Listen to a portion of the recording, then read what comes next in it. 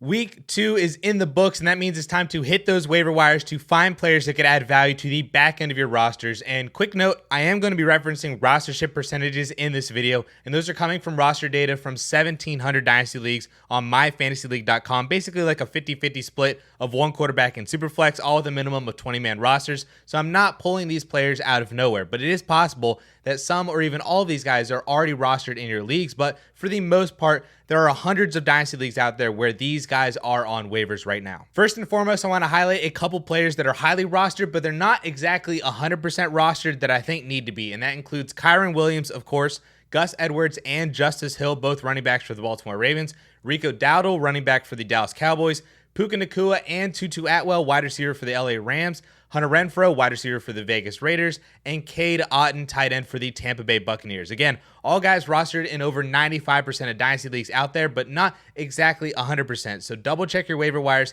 to see if those guys are available in your leagues, and if they are, pick them up. All right, first up, as if week 1 was like an appetizer for fantasy stars getting hurt, week 2 became the entree because Anthony Richardson left the game with a concussion after rushing for 2 touchdowns almost immediately to start the game. But Gardner Minshew actually performed pretty well in Anthony Richardson's stead. He completed 83% of his passes, threw for 171 yards, and a touchdown in a little over one half of football. Now, we know Minshew has fantasy upside from his days in Jacksonville, acting as like this generation's Ryan Fitzpatrick, so to speak. So if Anthony Richardson were to even miss like a week or two being in the concussion protocol, Minshew could offer a QB2 upside if you need a spot start because you lost Anthony Richardson, maybe you lost Aaron Rodgers and still looking for a quarterback, or maybe you lost Joe Burrow, which brings me nicely to Joe Burrow's backup, Jake Browning. And why would I be recommending picking up Burrow's backup? Because it was reported after the Bengals game that Joe Burrow tweaked his calf injury, which was the same injury that he suffered in August at the beginning of training camp. So there is a real chance that Joe Burrow is benched so he can fully heal and not risk a bigger injury to the Cincinnati Bengals franchise quarterback. And if Joe Burrow is benched for any period of time, Jake Browning should be the guy to take over unless they sign someone else in free agency like Carson Wentz or someone else. But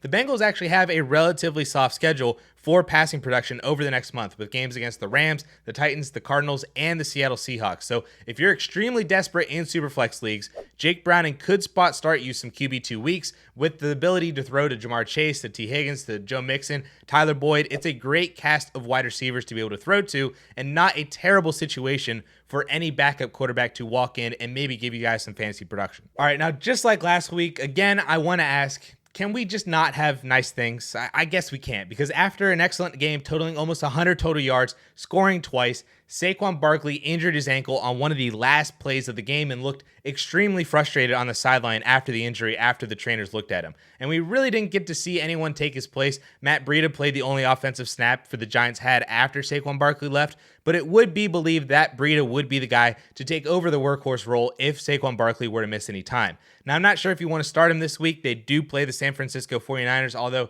the Niners did just get kind of torched by Kyren Williams. But the next 3 games after that are the Dolphins, the Bills, and the Washington Commanders. So if Saquon Barkley were to miss any extended period of time whatsoever, Matt Breida needs to be the guy to be rostered as the handcuff for Saquon Barkley and to potentially even be thrown into your starting lineup, especially if you're missing out on Saquon and don't necessarily have a great backup behind him. I will also give a shout out to Eric Gray. He was one of my favorite 4th round rookie picks this past year with the potential to be the handcuff behind Saquon Barkley. He was a very productive player in college at Oklahoma. He was utilized as both the primary between the tackles runner, and he was a good pass catcher as well with 33 receptions last year. So if Barkley misses an extended period of time, like I said, I do expect Matt Breida to be the guy to start, but don't be surprised if Eric Gray works his way into that role and should also be rostered in Dynasty Leagues too. In other injury news, David Montgomery was carted off the field with a thigh injury, and in his stead, Craig Reynolds should be the next man up, totaling 7 yards on 3 carries plus 1 reception in the amount of time that he did have after Monty went down.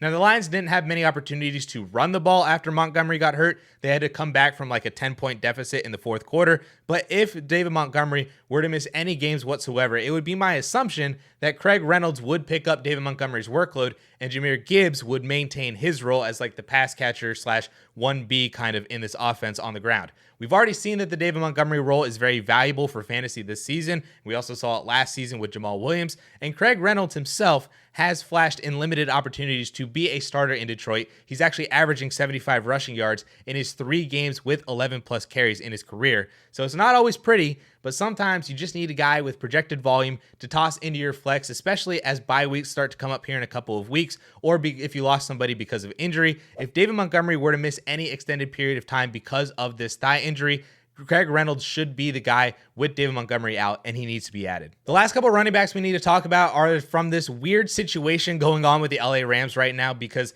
Kyren Williams has looked really, really good. Like I said before, he torched the San Francisco 49ers this week, and Cam Akers was a healthy scratch and was even thrown on the trade block. So this is a whole new weird situation that we got going on with the Rams, but if it's actually true, and if this is what's happening with Cam Akers being a healthy scratch and potentially being traded, then the new backup running backs behind Kyren Williams are Ronnie Rivers and Royce Freeman. There is also 6th-round rookie Zach Evans, but he was also a healthy scratch today with Cam Akers, and he played behind both Ronnie Rivers and Royce Freeman in the preseason as well. So yeah, this is just kind of where we're at right now with the Rams. Let's just honestly hope that Kyren Williams stays healthy and just continues to do what he's been doing so far, because he has looked phenomenal. Now, moving away from the running back position, somehow Josh Reynolds is still not rostered in over 95% of Dynasty leagues on myfantasyleague.com, but he will most certainly be after the week that he just had. But hopefully you ran to your waiver wire after I highlighted Josh Reynolds in this video last week, and then honestly,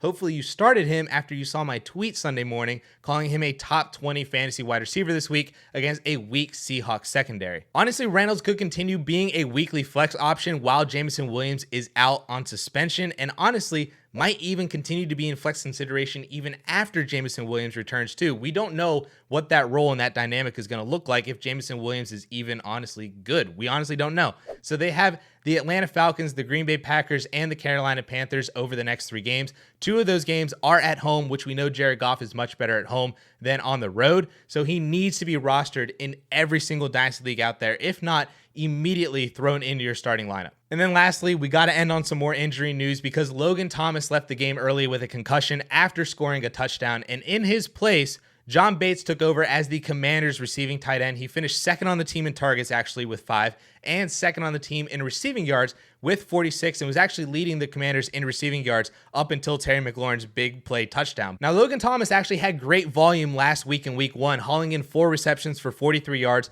on 8 targets against the Arizona Cardinals, and then he caught a touchdown this past week on 3 targets before halftime, before John Bates then had 5 more targets after Logan Thomas went out. Now, we know how involved the tight end position was for Eric Bieniemy's offense in Kansas City, obviously because of Travis Kelce, but at the very least, that utilization has seemed to transfer pretty nicely over to Washington's offense so far through 2 games. The tight end position, as we know, is very ugly for fantasy football after like the elite few at the top, so any player at the position that can see 6, 7, 8 targets per game is instantly thrown into top 12 consideration every single week. We just can't ignore John Bates if he is the guy for Washington with Logan Thomas out, seeing this kind of volume. I will also give a shout out to Cole Turner as well as a deep stash as the other tight end for Washington. Turner was a 5th-round pick for Washington in the 2022 NFL draft. He did run a slightly faster 40 than John Bates, and they had very similar agility metrics. He also snagged a couple passes too after Logan Thomas left, and he could be an interesting stash as well. If you're in very deep leagues and you have an extra roster spot,